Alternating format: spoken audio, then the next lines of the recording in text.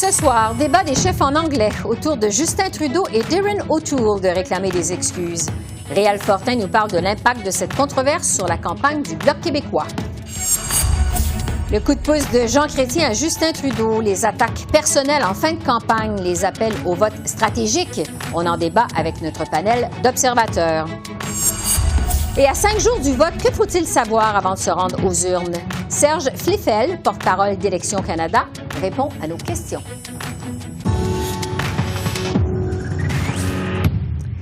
Bonsoir, Mesdames, Messieurs. À 5 jours de l'élection au pays, les chefs en campagne mettent le paquet pour fouetter leurs troupes. Le chef libéral, d'abord, a lancé aujourd'hui un appel aux électeurs progressistes, dont ceux du NPD. Justin Trudeau, qui faisait campagne à Halifax, en Nouvelle-Écosse, leur demande de voter pour les libéraux afin de bloquer les conservateurs. À Jonquière, au Québec, le chef conservateur Erin O'Toole, lui, a déclaré que cette élection était un référendum sur le bilan de Justin Trudeau et sur sa décision de lancer le pays en campagne électorale en pleine pandémie. Mais c'est la demande d'excuses unanime de l'Assemblée nationale au consortium qui a organisé le débat des chefs en anglais la semaine dernière qui a retenu l'attention lors des points de presse de messieurs Trudeau et O'Toole. Je vous rappelle que lors d'une question au chef bloquiste Yves-François Blanchette, l'animatrice a qualifié les lois 21 et 96 du Québec de discriminatoires et y a fait un lien avec le racisme. Je trouve que la prémisse de la question était inacceptable et je pense que ce serait important que le consortium s'explique et s'excuse. Je suis tanné de le Québec bashing et le consortium doit s'excuser. Comme j'ai dit, la question était injuste. Pendant ce temps, à Essex, en Ontario, le chef du NPD a rappelé son engagement de sortir le secteur privé des centres de soins de longue durée au pays. En réaction à Justin Trudeau, Jock Meeting a aussi lancé un appel aux électeurs pour qu'ils laissent de côté le vote stratégique et qu'ils continuent de soutenir le NPD au moment de voter lundi. Et enfin, à Longueuil, sur la rive-sud de Montréal, le chef du Bloc québécois a demandé à Justin Trudeau et à Jagmeet Singh de s'engager à faire adopter un projet de loi identique à C10 sur la réforme de la radiodiffusion afin de mieux protéger les créateurs du Québec. Mais Yves-François Blanchette a aussi tenu à réagir à la sortie de l'ex-premier ministre Jean Chrétien hier. Appelé en renfort aux libéraux en Ontario, M. Chrétien s'est attaqué au chef du Bloc québécois. Alors voici ce qu'il a dit hier soir, suivi de la réaction de M. Blanchette aujourd'hui. Quelque peu froissé comme le premier ministre, quand le chef du Bloc a prétendu que c'est lui qui parlait au nom de tous les Québécois. Écoutez, j'ai été élu pendant 40 ans au Québec. J'ai jamais eu personne qui a parlé à mon nom. Il a prétendu qu'il parlait au nom des Acadiens. Eh bien, les Acadiens, ils ont dit, mêle-toi de tes affaires, on est capable de parler pour nous-mêmes, on a des députés francophones qui viennent du Nouveau-Brunswick et on est capable de s'occuper de nos propres affaires. Monsieur Chrétien, rendez-moi service. Dites à M. Trudeau, quand on parle de langue, de se mêler de ses affaires. Dites à M. Trudeau, quand on parle de valeurs québécoises, de se mêler de ses affaires. Dites à M. Trudeau, quand on parle de gestion du système de santé au Québec, de se mêler de ses affaires. Dites à M. Trudeau, quand on parle de financement des infrastructures municipales au Québec, de se mêler de ses affaires. Et si ça arrive, je vais faire un effort. Réal Fortin est candidat du Bloc québécois à sa réélection dans la circonscription de Rivière-du-Nord, située au nord de Montréal. Bonsoir, M. Fortin. Bonsoir, Mme Bégin. Bon, on vient d'entendre M. Blanchette répliquer à l'ancien premier ministre Jean Chrétien. Je vous demanderais d'abord, est-ce que c'était une erreur de votre chef de dire que c'est lui qui parle au nom de tous les Québécois à la Chambre des communes? Écoutez, c'est une erreur. C'est pas une erreur, c'est ce qu'on dit depuis toujours. Hein. Le Bloc québécois a été fondé pour ça, là, pour parler pour le Québec. Alors, je vois pas comment on pourrait dire que François Blanchet fait erreur en disant que le Bloc parle pour le Québec. En fait, le Bloc québécois, vous le savez, là, c'est le seul parti dont les membres et le caucus n'aspirent pas à un siège de ministre. On veut pas de limousine. On veut défendre les intérêts et les valeurs du Québec. Alors, est-ce que M. Blanchette a le monopole de la parole pour les Québécois? Ben non, je pense qu'on peut tous parler pour les Québécois. On a vu que M. Chrétien a décidé qu'il parlait lui aussi pour les Québécois. Les Québécois se font une idée à savoir lequel les représente le mieux. Mais ce qu'on dit, nous, c'est que le Bloc québécois est le seul parti politique, là, à Ottawa, à n'avoir pour objectif que de défendre les valeurs et les intérêts du Québec. Bon. Alors voilà, on parle pour le Québec. Oui, on ne parle que pour le Québec. M. Chrétien a aussi dit à M. Blanchette de se mêler de ses affaires. Évidemment, ça faisait suite au fait que M. Blanchette a dû annuler hier sa visite qui était prévue au Nouveau-Brunswick. Bon, M. Blanchette avait prévu y aborder l'enjeu du français en dehors du Québec, mais la Société des Acadiens n'a pas voulu avoir le chef du Bloc parler en son nom au Nouveau-Brunswick. Donc, visite annulée à la dernière minute. Je vous demanderais jusqu'à quel point c'est embarrassant quand même cette affaire-là pour votre chef. Et c'est étonnant. Il y a beaucoup de perceptions là-dedans, parce que moi, je sais très bien là, que Yves-François Blanchet, ce matin, avait une discussion avec Mme Roy, là, la présidente là, de la Société des Acadiens du Nouveau-Brunswick. Et discussion cordiale, ils ont convenu qu'ils se reparleraient, qu'ils se reverraient.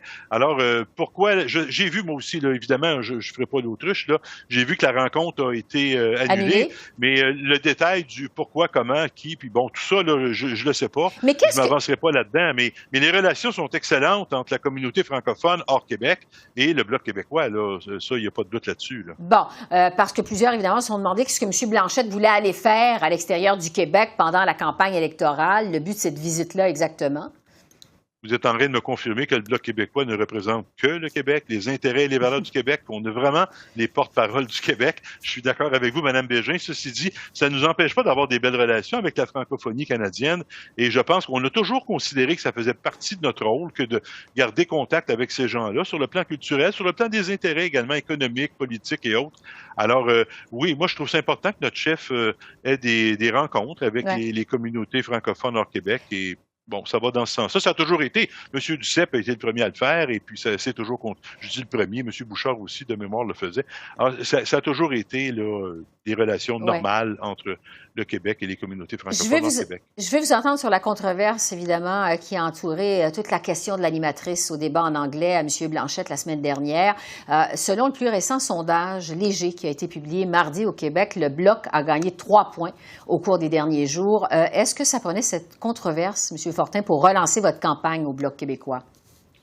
Ben, c'est une bonne question. Je suis d'accord avec vous. Là, est-ce que ça prenait ça? Moi, je pense que le programme du Bloc québécois, par sa nature, est suffisamment élaboré et intéressant pour l'ensemble du Québec et devrait suffire à ce qu'on atteigne des sommets beaucoup plus importants en termes d'appui. Maintenant, ce qui s'est passé avec cette question-là, pour moi, je le vois comme une espèce d'électrochoc où on dit aux Québécois, ben, peut-être que vous vous l'êtes fait dire à plusieurs reprises par le Bloc québécois que vous êtes une société distincte, vous avez des intérêts et des valeurs différents, pas meilleurs encore, mais différents de ceux du reste du Canada.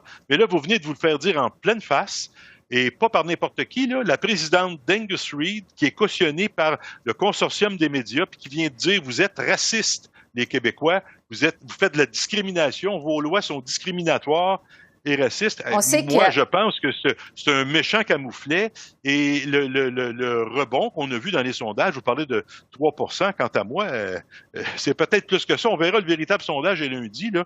Mais c'était vraiment maladroit ou mal intentionné, mais bon, j'ose espérer que ce n'était que maladroit. On sait qu'il y a eu du consortium là, et de la présidente d'Angus Reid. Justement, on sait qu'il y a eu des demandes d'excuses unanimes de l'Assemblée nationale au consortium qui a organisé ce débat-là. Les chefs Trudeau et O'Toole aussi ont appuyé cette demande d'excuses aujourd'hui. Est-ce que ça vous satisfait, cet appui des autres chefs en campagne électorale? Bien, évidemment qu'on est content que les autres chefs, entre guillemets, se réveillent, là, puis décident eux aussi, constatent que ça n'a pas de bon sens là, de réagir comme ça. Mais moi, j'aurais aimé voir M. Trudeau, là, qui la veille scandait « Je suis Québécois, puis vous ne viendrez pas m'enlever ça », puis ainsi de suite. Alors, j'aurais aimé voir le Justin Trudeau québécois, j'aurais aimé le voir se lever ce soir-là, puis sans nécessairement en faire un drame, mais dire à la présidente d'Angus Reid, écoutez, c'est pas notre point de vue, ces lois-là, on n'est pas d'accord avec, mais on les considère pas comme étant racistes. J'aurais aimé l'entendre dire ça, ou minimalement, après le débat, lors des points de presse, il aurait pu le mentionner, mais on a vu que c'est le lendemain que M. O'Toole et M. Trudeau ont réagi, comme ils se sont rendus compte que ça avait soulevé un tollé au Québec. Ça, c'est décevant. Décevant pour ceux qui avaient confiance en M. Trudeau et en M. O'Toole. Pour nous, moi, en ce qui me concerne, je peux pas dire que je suis surpris de ça, et c'est probablement pour ça. Ceux qui sont surpris de ça sont probablement dans le 3 % que vous constatez là, d'augmentation dans les intentions de vote. Parce que pour bon nombre de Québécois, on ne s'attendait pas à plus de la part de M. Trudeau et de M. O'Toole. Il nous reste quelques secondes. Sur la question de l'urne maintenant, votre chef a dit aujourd'hui que la question porterait lundi sur le droit d'être québécois, que ce sont là-dessus que les Québécois vont voter lundi. En quoi le droit d'être québécois est menacé selon vous? Bien, menacé parce que, vous le voyez, là, si le Bloc québécois n'était pas là, on n'aurait même jamais... Le Canada anglais aurait continué de penser que les Québécois, ce sont des racistes, qu'ils font de la discrimination dans leurs lois. On aurait continué de penser ça ailleurs. Pourquoi vous ne parlez pas de souveraineté alors dans la campagne? Pourquoi ne pas parler de souveraineté dans cette campagne? Je vais vous en parler, si vous voulez, de souveraineté longuement par ça. On en parle certains, mais là, il faut s'entendre. Mais là, je veux répondre à votre question sur l'histoire de la déclaration là, de la présidente d'Angus Reid. Encore une fois, le droit d'être québécois, c'est un droit important. On est chez nous, on est nous-mêmes, on est fiers de notre culture, de notre identité, au point où même le premier ministre canadien, Justin Trudeau, vient nous dire, finalement, je suis québécois. Puis le chef des conservateurs vient nous dire, moi, by the way, je suis né au Québec. Là. Puis le lendemain, il s'en va à la grande région de Toronto. Il dit, je suis un membre de la grande région de Toronto ou quelque chose du genre. Mais tout le monde a envie de dire qu'il est québécois. S'il n'y avait pas eu ça, si le Bloc québécois n'était pas là, puis que la question n'avait pas été posée à Yves-François Blanchet et qu'on n'aurait pas réagi comme on a réagi, le Canada anglais aurait continué à penser qu'on est une gang de racistes sans jamais nous le dire franchement. Là, on se l'est fait dire, en tout cas. Il y a ça de prix. Réal Fortin, candidat du Bloc québécois dans Rivière-du-Nord. Merci beaucoup. Bonne fin de journée. Merci, Mme Bégin. Bonne fin de journée. Et on va revenir sur la sortie de l'ancien premier ministre Jean Chrétien dans la campagne électorale. Ce sera d'ailleurs notre premier sujet de discussion avec notre panel d'observateurs. Pour les libéraux, Sheila Copps, pour les conservateurs, Marc-André Leclerc, pour le Bloc québécois, Richard Nadeau et pour le NPD, Farouk Karim. Alors, bonsoir à vous quatre.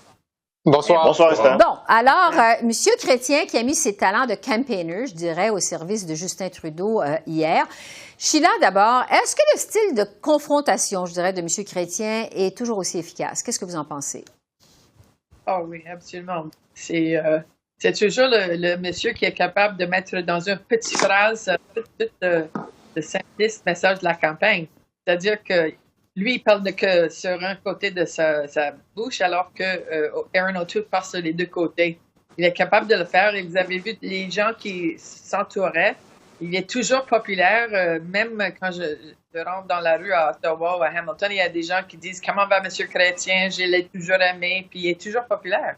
À 80, je pense 96 maintenant. 87 ans. Ouais. 86, excusez-moi. Bon, on disait 87 dans les... Il a l'air en forme. Oui, c'est ça. Bon, 86-87, là, je sais que sa fête, c'est au mois de janvier. Richard, qu'est-ce que vous avez pensé de la sortie de M. Chrétien contre le chef du Bloc québécois parce qu'il l'a pris de fond quand même, il l'a attaqué? Bon, écoutez, il l'a fait à partir de l'Ontario. Il a été rencontrer ses militants, c'est sortir un peu des boulamites des anciens chefs pour essayer de remonter une campagne qui n'est pas à la faveur des libéraux dans le plan premier, à savoir aller chercher une majorité.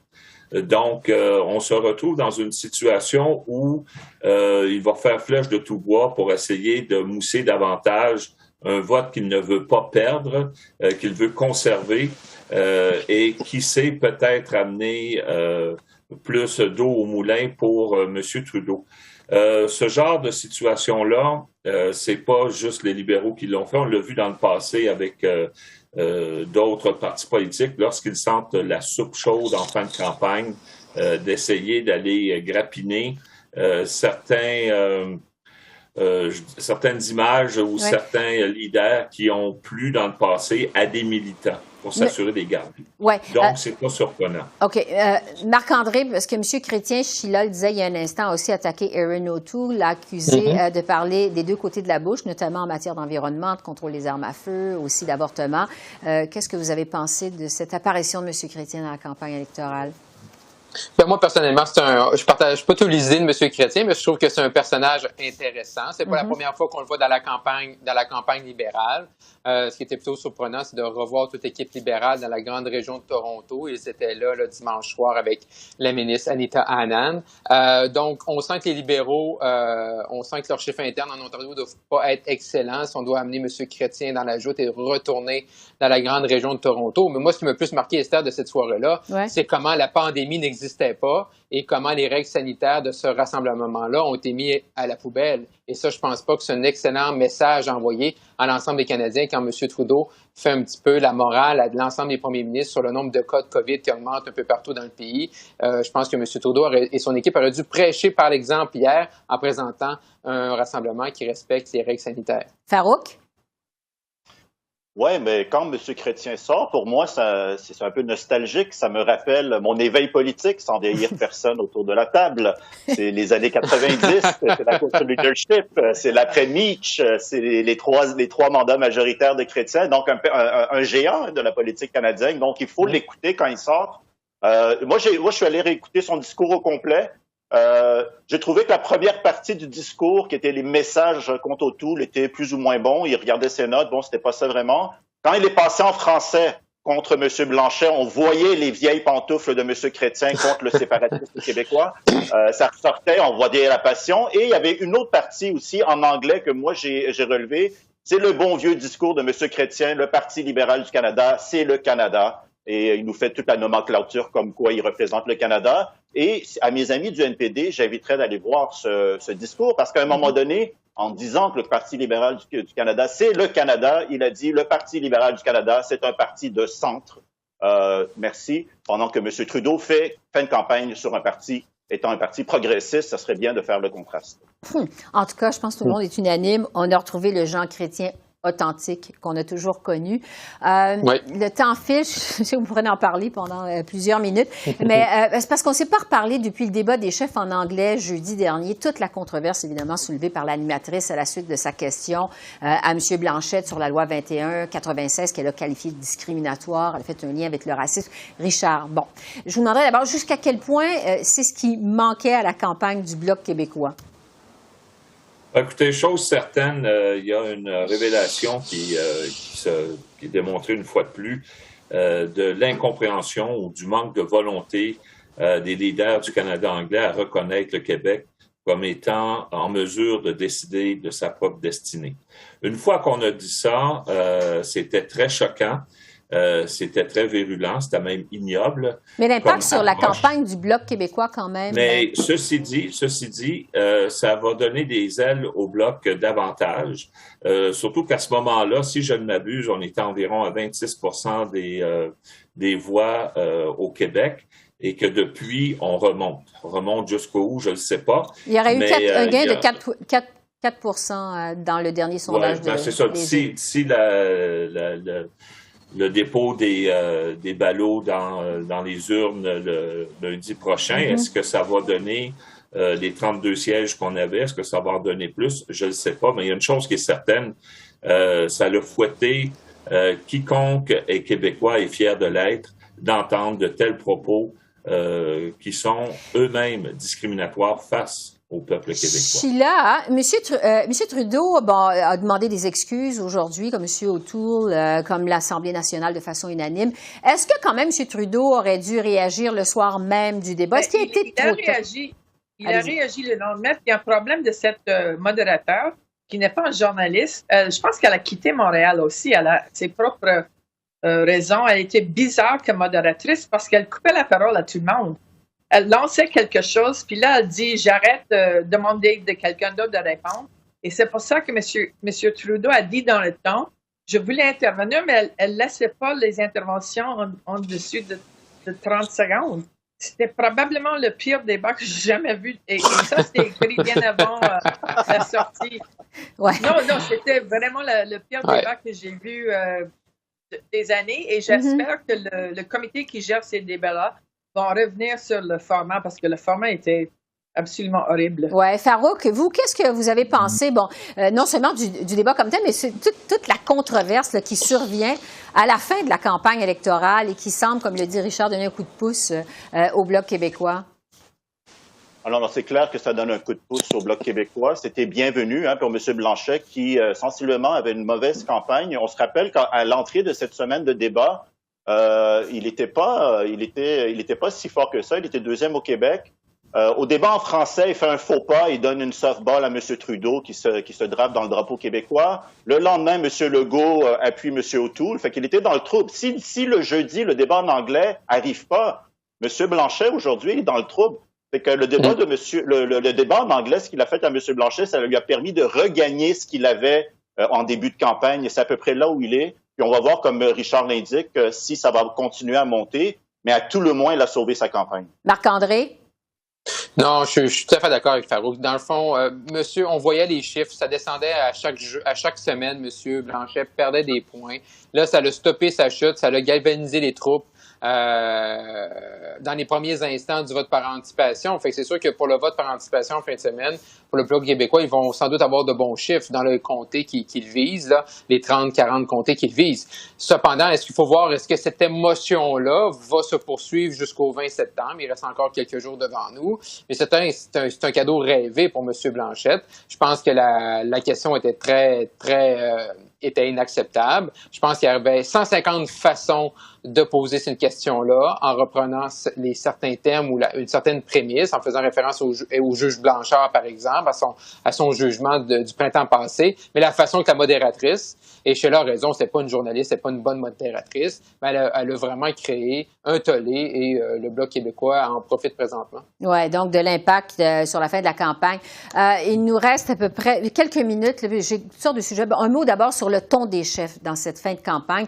Les attaques sont plus virulentes. On l'a vu, M. O'Toole s'est même livré à des attaques personnelles à l'endroit de Justin Trudeau. M. Trudeau, lui, a perdu son calme face à des manifestants en Colombie-Britannique. Richard, qu'est-ce que vous pensez du ton général de cette fin de campagne électorale?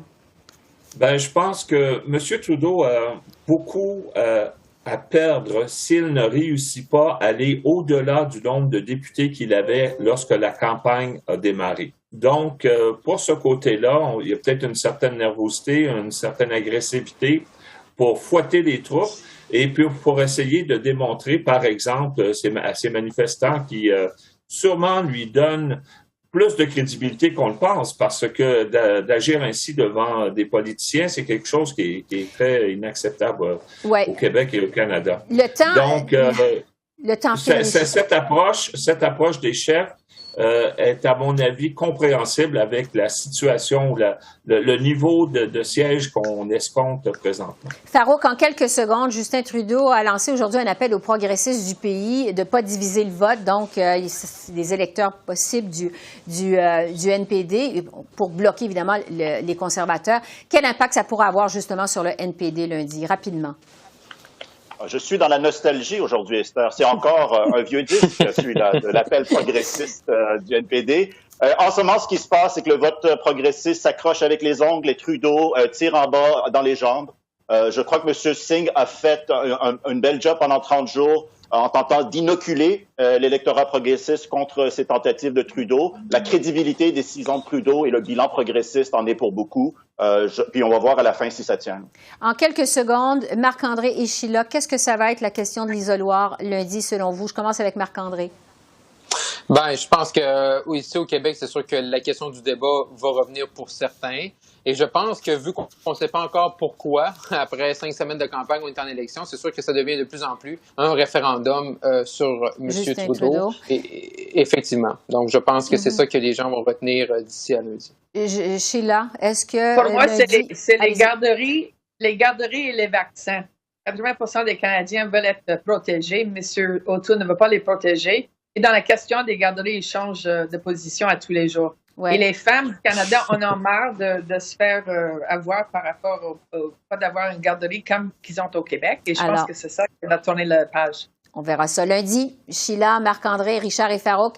Merci. Bonne fin de campagne. On se reparle après l'élection, finalement. Merci. Bye-bye. Merci, au revoir. Merci beaucoup. Au revoir. Au revoir à tout le monde.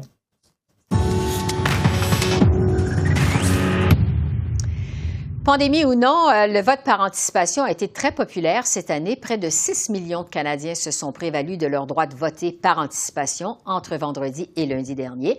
C'est presque en fait 1 million de plus qu'à l'élection de 2019. Alors, je retrouve Serge Fléfel, qui est porte-parole d'Élections Canada. Bonsoir, M. Fléfel. Bonsoir, Mme Bégin. On est en pleine pandémie. On croyait que les électeurs seraient moins enclins, je dirais, à sortir voter. Comment vous interprétez de votre côté cette hausse du vote par anticipation cette année? Eh bien, écoutez, depuis que le vote par anticipation existe, et là, ça remonte aux années 1920, mais disons, dans les années récentes, ça augmente de chaque année. Si je remonte à la 40e élection, il y avait 1,5 million, 2,5 millions, 2 millions et 1 à la 42e, 3 millions, 4 millions, et là on est à 5 millions.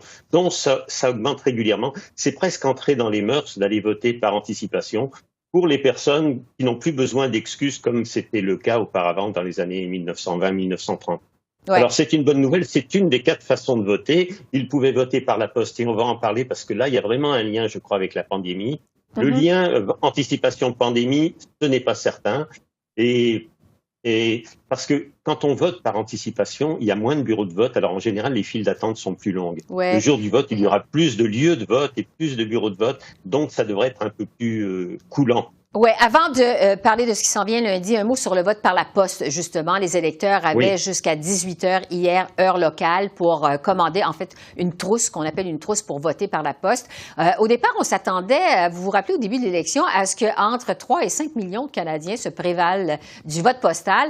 Est-ce que vous avez eu beaucoup de demandes, finalement? Oui, on a eu beaucoup de demandes. Mais le chiffre dont vous parlez, c'était le potentiel que nous étions capables de traiter. Il y a eu peut-être un peu on a mal interprété les chiffres. Toujours est-il qu'on a eu je vais vous donner un chiffre qui compare très bien. Lors de la dernière élection, la 43e, il y a 5000 personnes qui se sont prévalues du vote par la poste, mais ceux qui l'utilisaient de leur propre circonscription, 5000 personnes. Cette fois-ci, il y a 914 000 personnes. Et de ces gens-là, on peut dire que peut-être eux, ils s'inquiétaient d'aller rencontrer du monde dans les bureaux de vote. Vous comprenez? Donc c'est énorme le bon. Et au total, on va avoir plus que 1 million 100, on n'a pas encore les chiffres totaux de gens qui auront fait une demande de vote par la poste. Bon, maintenant, sur le vote de lundi, le vote en personne, il y a un peu plus de 27 millions de Canadiens qui sont inscrits sur la liste électorale. On est en pleine pandémie, je le répète. D'abord, comment on s'informe sur où aller voter? Alors, chacun doit aller voter à un lieu en particulier, vous le savez. C'est la carte d'information de l'électeur qui donne l'adresse du bureau de vote là où on va se rendre. Alors, il faut l'avoir reçue. Justement, là-dessus, on sait qu'il y a eu des problèmes avec des cartes d'électeurs, des électeurs qui n'ont tout simplement pas reçu cette carte, d'autres qui ont reçu des cartes sur lesquelles il manquait des informations, comme par exemple le lieu où aller voter, c'est quand même assez essentiel. Est-ce que tous ces problèmes-là ont été réglés? Oui, avec l'aide des médias comme le vôtre, on a diffusé la bonne information. Oui, ça s'est réglé. Pour expliquer rapidement le pourquoi du retard des cartes d'information d'électeurs, c'était plus difficile pour les directeurs de scrutin de trouver des locaux. Pour question pandémie et tout. Conclusion, ça a retardé l'impression parce qu'il fallait avoir des adresses pour envoyer les cartes. Mais maintenant, tout le monde a reçu sa carte ou va la recevoir d'ici vendredi. Les gens, pour aller voter, c'est très simple. Il suffit, on le sait, tout le monde, être citoyen canadien et avoir 18 ans et plus le jour du scrutin. Est-ce qu'il faut apporter son passeport vaccinal? Est-ce qu'il faut apporter une preuve de vaccination? Non, alors attention, ça dépend où on est. Mais dans la plupart des provinces, non. Dans la plupart des provinces, il suffit de porter un masque et de s'identifier, d'accord? Pour s'identifier, pour voter, il faut prouver son nom et son adresse. De 2 façons, soit on présente son permis de conduire qui présente le nom, l'adresse et une photo, soit 2 autres documents, 2 qui présentent le nom et l'adresse. Je souligne aux gens... Oui, allez-y. Vous voulez souligner quoi aux gens? Parce que c'est important. Je voulais simplement dire que les gens qui n'ont pas eu d'informations, ils peuvent quand même aller voter le jour du scrutin et se faire mettre sur la liste électorale le jour du scrutin. En quelques secondes, sur le taux de participation, évidemment, c'est difficile à prévoir, là, mais est-ce que vous vous attendez à un taux de participation moindre cette année, justement à cause de la pandémie? Vous vous attendez à quoi, en quelques secondes? Franchement, nous, on fait le travail d'information. On espérait un taux plus haut, mais le taux de participation était de 18,46% supérieur à l'année précédente. Ce serait bien que ce soit la même chose pour le vote le jour du scrutin. À suivre donc lundi. Serge Flieffel, qui est porte-parole d'Élections Canada. Merci d'avoir répondu à nos questions. Merci. Merci, Mme Bégin. Au revoir. Au revoir. Alors voilà, c'est comme ça qu'on a vu l'essentiel de ce jour 32 de la campagne électorale au pays. Esther Bégin qui vous remercie d'être à l'antenne de CEPAC, la chaîne d'affaires publiques par câble. Je vous souhaite une excellente fin de soirée et je vous dis à demain. Au revoir.